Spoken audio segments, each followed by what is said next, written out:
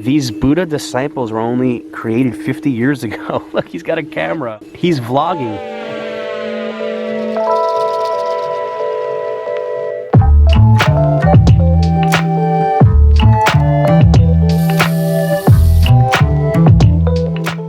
What is going on, members of the Barrio? It's John, and we are in Kyoto, the cultural capital of Japan, and I have the coolest slippers on.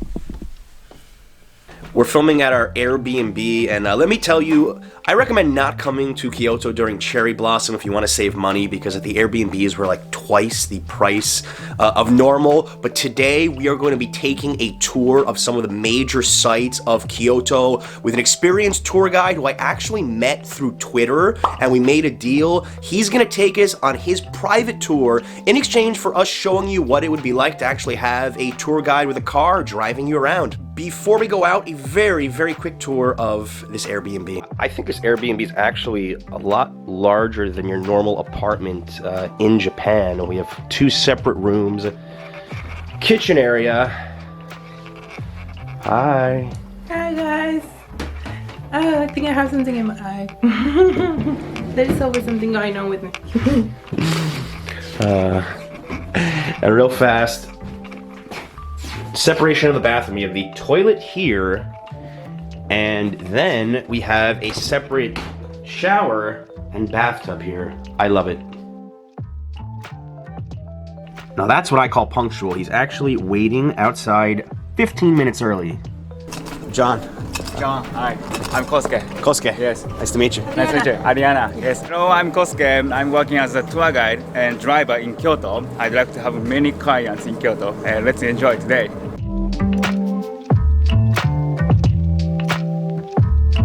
This is so nice for us because in Tokyo we had to take the subway everywhere, and by the end of the day we were exhausted, so to have a private car guide makes our lives so much easier, so much more relaxing. Kyoto has 2,000 temples and 400 shrines. Oh my god. In just Kyoto city.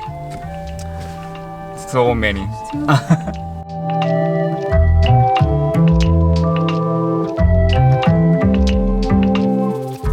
We've arrived to the Fushimi Inari Shrine, which is probably the most famous landmark in all of Kyoto, if not all of Japan. I was reading this is the most visited site in the country, at least in 2017. And every time you go to shrine, you will find this orange color.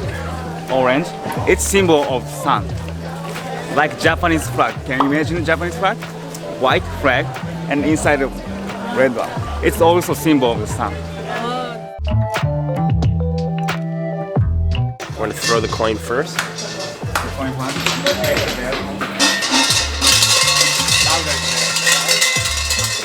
Yeah, fortune teller. So as you show your hand to her, they're gonna tell you that your future. This is very common in Japan. People don't hesitate to pay money to them.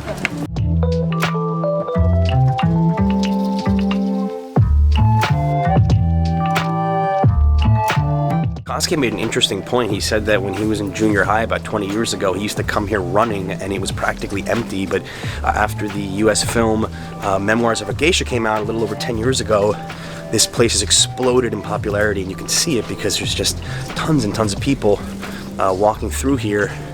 But I think as we go further and further in, we're gonna get some spots where we can take photos and relax a little bit. Most of the people are kind of hanging towards the front right now. This is Japanese. So he wrote safety of family, and he wrote his home address too, to get good luck or to let God knows where he's living. This is very common in Japan. Something that I'm beginning to appreciate more and more about Japanese culture is how you go to every shrine, every temple. There's always opportunities to ask for good luck, to write notes on a piece of paper, to ring a bell. It's really fascinating to me. I think the one thing I'll always remember about this place is that instead of maybe like ancient writing, it's actually company names on the left, date it was built on the right. And I'm betting most people probably don't even realize it. 70 years ago, this torii gate was built. Sapporo company. I just heard a lady, she heard us talking and she was like, oh my god, they're all sponsors. She was surprised too. Actually, you cannot build high building in Kyoto's law, to keep Kyoto's traditional atmosphere. It makes us very comfortable. So not many Kyoto people leave Kyoto city.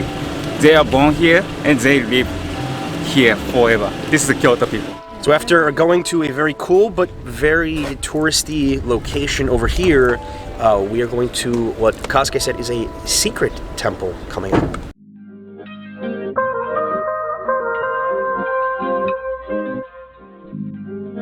This is a very local temple called Komyuin Temple. People come visit here for meditation. It's very simple. You don't find any gorgeous stuff in Zen garden because people have to very concentrate during the meditation.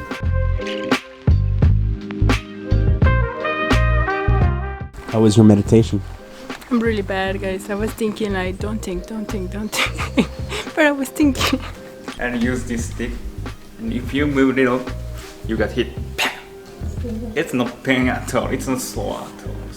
We just attempted to do an impromptu meditation with the stones in front of you. As he said before, nothing too extravagant for meditating. We took about 1 minute just to take a break from the tour, and kind of worked a little bit. I liked it.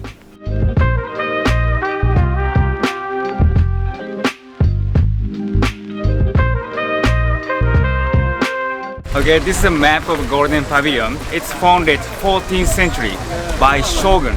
Shogun is the leader of samurai. He used this temple as a residence.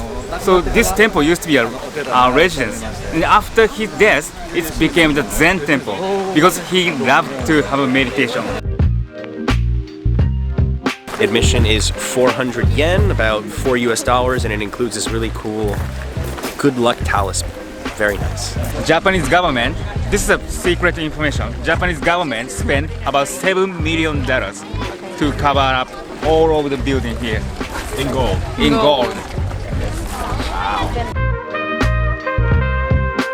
He usually enjoyed boating on this pond while he drinking beer, champagne, sake.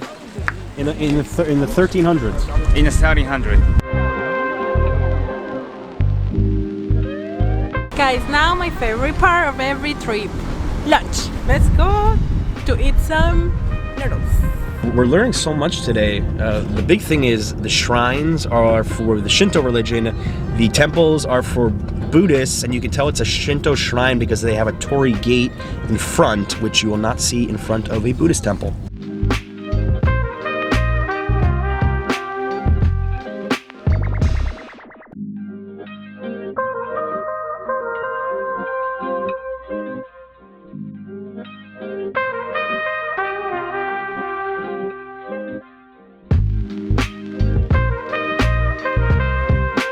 I think you don't understand one thing about Japanese people. When you eat the noodle stuff, we just make noise like this. That was impressive. When I was a kid, my mom was like, don't do that. Now it's okay. Yeah. I need to learn. I need to learn chopsticks. I really do. All right, I'm gonna try the famous udon noodles here. Here we go.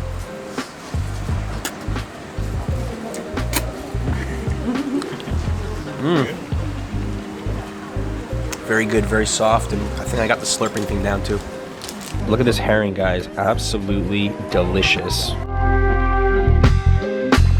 That herring was absolutely unbelievable, and he also told me that I was the first foreigner he's had who has tried the herring. I don't know why people would be afraid of it. Right now we are heading to another temple that he said is not very well known. I'm liking this tour so far because we're mixing in places that are well known but you have to see, and then his little hidden gems that he thinks are worth taking us to.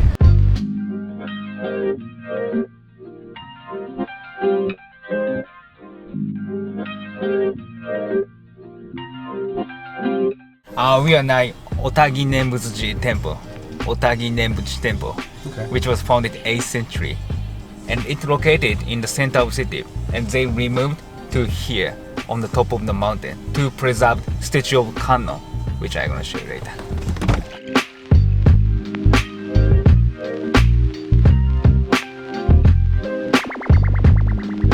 The main hall of this building, and the head monks often come visit here. to read Buddhism Bible. This Buddhist deity canon, this statue is over 700 years old. But you don't find Rakan statues like this in other temples because this is a very modern style statue, okay? Look guys, they're pouring sake. Kazuke was saying that these Buddha disciple statues are just 50 years old, so they were created with some humor involved. We saw, Buddha with sunglasses, with boxing gloves, with a camera. It's interesting. I think it's pretty unique not to take itself so seriously here, and it's a lot of fun to take photos of as well.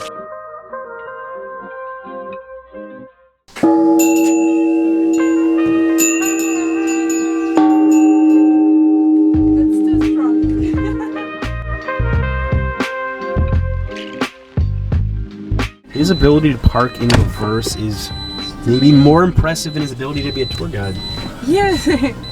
Kazuke has taken us to our final stop, the bamboo forest, which is quite well known, quite famous. I'm sure there's going to be plenty of people there, but it is going to be worth it, I'm sure, because I've seen it in so many videos and pictures already.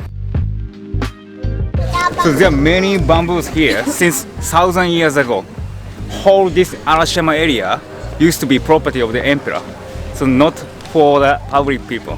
But nowadays, everyone can go. The amazing thing about the bamboo is the root, like this. So one root connected with all of the bamboo you see here. So this root connects to everything. Everything. I never saw something like this before. They're really tall. Tall like you. Yeah, they're like me. I feel like with my brothers. My dad, he is 55 years old, told me that there was no people around here when he was a kid. But nowadays, there's so many. Kyoto's changing, yeah. Kyoto's changing. He often taking nap around here because of no people here. Please come visit Kyoto, and I'd like to take you to the many places at your request. And I'd like to take you to a secret temple and shrine, which only local people know. Please come visit Kyoto. Thank you so much. Thank you very much. ありがとうございました。ありがとう。ありがとうございます。 That full day tour with Kazuke was really, really awesome. I think more so than just history, he actually taught me a lot about Japanese culture and customs. There's a lot of things I know now that I didn't know before the tour started, so I highly recommend you hit Kazuke up if you do come to Kyoto and you want something a little bit more private, if you don't want to walk around all day taking subways. We covered a ton of ground in about 6 or 7 hours together. So I definitely recommend him, and I recommend Kyoto. Of course, this place is a cultural gem, more than 1,000 temples and shrines. You will stay busy, I guarantee it. All right, guys, make sure to subscribe if you are new to this channel. We've still got a ton more coming up from Japan. Thank you so much for watching. Until next time. I always wanted to buy a beer in a vending machine.